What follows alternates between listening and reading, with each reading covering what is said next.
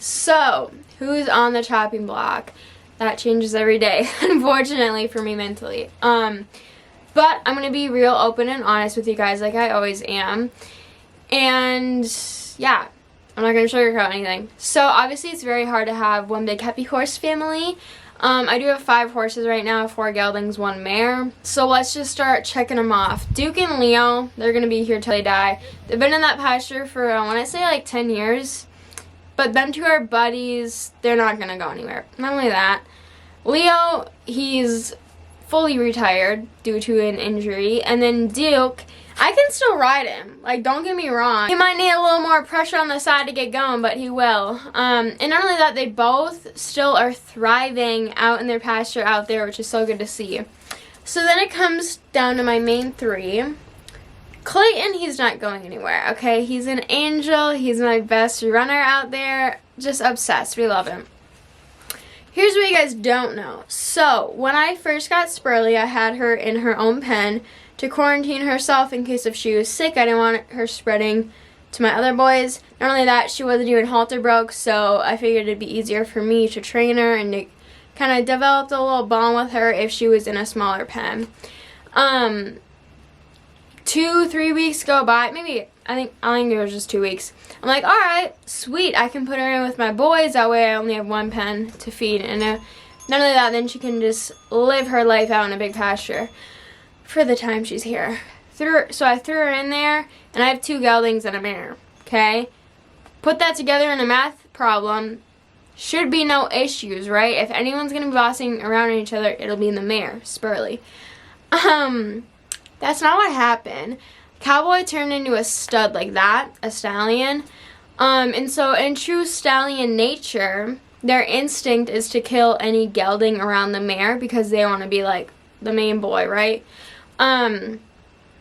So that put Clayton in danger and also Sprirly.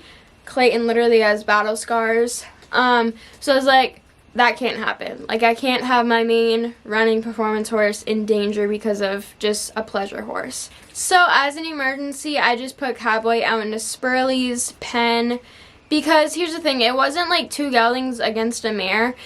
Clayton, he's just such an angel. He gets along with anyone, and I could tell that he was trying to protect her because when I got home from school, he literally had battle wounds on him, which, not happy about that. They're healing, thankfully, but anyways, so I was like, okay, obviously Cowboy is the issue here. Not only that, take the problem out, and then Clayton and Sprirly are like besties. Cutest little thing ever. So anyways, now it gets down to Duke, Leo, Clayton, they're all good. Cowboy or Sprirly. Because take me to any horse auction, I'm gonna fall in love and want to bring a baby home, and that's basically what happened. I think it was last month's horse auction, I fell in love with this 8-year-old mare. If you follow me on TikTok, you probably would have seen it because it went a little viral. Just such a good setup. Half Mustang, half quarter horse. So she had the build of a quarter horse, but then also like the mane and tail of a Mustang. Obsessed. And she was only 8 years old. Miguel got into a bidding war on her, and then obviously we didn't come home with her. I was like, well, that's sad. Fast forward to 2 weeks ago, I go to the horse auction again, and I find my dream baby stud colt. Looks like a mini Clayton. And in the moment, I was like, okay, it's fine that we didn't come home with him. But then as we're leaving, I'm like, whoa, my brain's like actually catching up. I'm like, that could have been your whole future right there. Because like I think the ultimate training project for me would be a little yearling. Like just such a good looking prospect. But then I was like, okay, I can't be putting myself through that, going to horse auctions and being disappointed coming home with an empty trailer. So someone's got to go. Not only that, winter's coming up and I want to make it easier on myself. And I care about the quality of my horses' lives.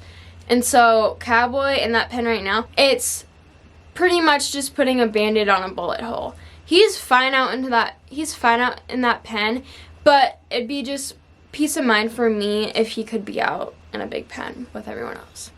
So yeah, that's basically where we're at right now in life. Sprirly, I could get more money off of her because she's young Y'all will see her training progress. Hopefully next video. I want to do a whole life update. But then it's also like Sprirly's only 6 years old, and I want to eventually get my main running herd to be younger would be nice. I mean, Clayton, he'll still be running me along when I'm into my 20s, but Cowboy's older. He's not a performance horse. He's just a looks horse. If he wasn't gorgeous, he'd be down the road, okay? Like, honestly. So, yeah. That's where I'm at. And part of me is like, heck, just sell both of them. But then it's also hard because it's like, they both have such good personalities.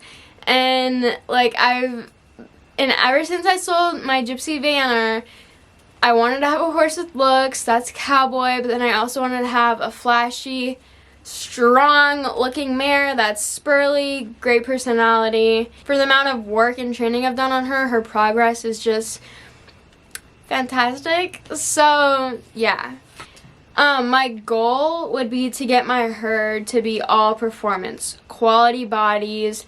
Would like to try and get them to be younger. That's why that yearling would have just been perfect. But yeah, I mean, Clayton will still be running me until I'm in my 20s easily. So yeah, I don't know.